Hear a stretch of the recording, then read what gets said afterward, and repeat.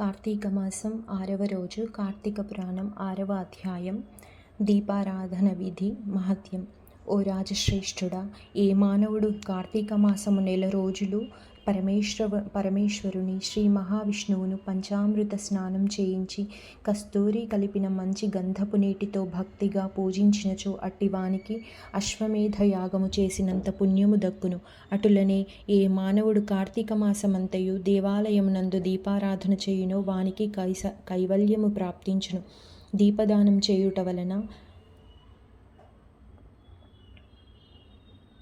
దీపదానం చేయుట ఎటులన పైడి ప్రత్తి తానే స్వయముగా తీసి శుభ్రపరిచి వత్తులు చేయవలెను.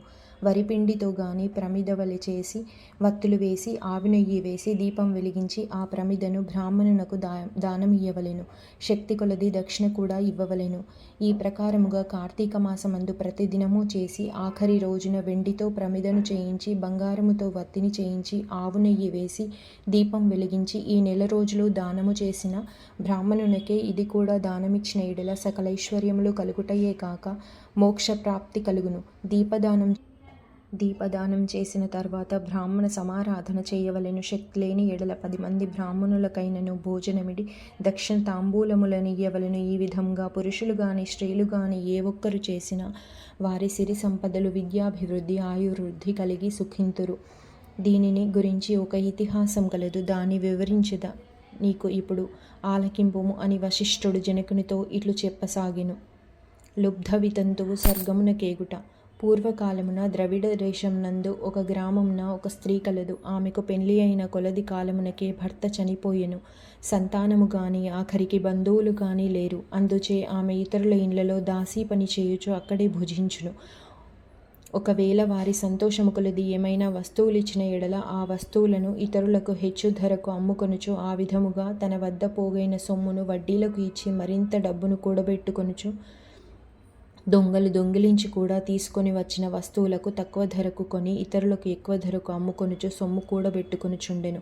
ఈ విధముగా కూడబెట్టిన ధనమును వడ్డీలకిస్తూ శ్రీమంతుల ఇండ్లలో దాసీ పనులు చేస్తూ తన మాటలతో వారిని మంచి చేసుకొని జీవించుచుండెను. ఎంత సంపాదించిననేమి ఆమె ఒక్క దినము కూడా ఉపవాసము గాని దేవుని మనసారా ధ్యానించుట గాని చేసి ఎరగదు.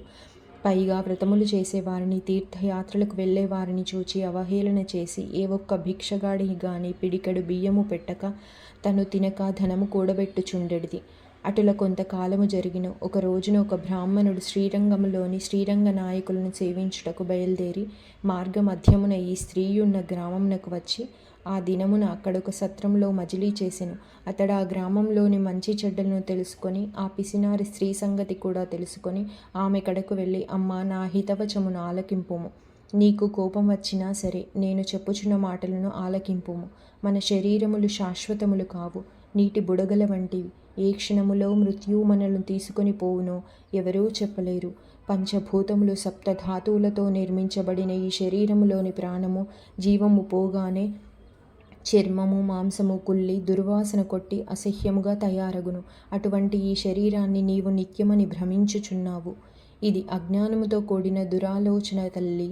నీవు బాగా ఆలోచించుకొనుము. అగ్నిని చూచి మిడత దాన్ని తిందామని భ్రమించి దగ్గరికి వెళ్ళి భస్మమగుచున్నది.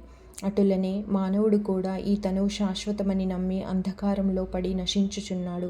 కావున నా మాట ఆలకించి నీవు తినక ఇతరులకు పెట్టక అన్యాయముగా ఆర్జించిన ధనము ఇప్పుడైనా పేదలకు దాన ధర్మములు చేసి పుణ్యమును సంపాదించుకొనుము. ప్రతిదినము శ్రీమన్నారాయణుని స్మరించి వ్రతాధికములు చేసి మోక్షము నొందుము. నీ పాప పరిహారార్థముగా వచ్చే కార్తీక మాసమంతయు ప్రాతకాలమున నదీ స్నానమాచరించి దాన ధర్మములు చేసి బ్రాహ్మణులకు భోజము పెట్టినచో వచ్చే జన్మలో నీవు పుణ్యవతివై సకల సౌభాగ్యములు పొందగలవు అని ఉపదేశమిచ్చెను. ఆ వితంతువురాలు బ్రాహ్మణుడు చెప్పిన మాటలకు తన్మయురాలై మనస్సు మార్చుకొని నాటి నుండి దాన ధర్మములు చేయుచు కార్తీక మాస వ్రతం ఆచరించుటచే జన్మరాహిత్యమై మోక్షము పొందిను. కావున కార్తీక మాస వ్రతములో అత్యంత మహత్యమున్నది. 6వ అధ్యాయము 6వ రోజు పారాయణం సమాప్తం.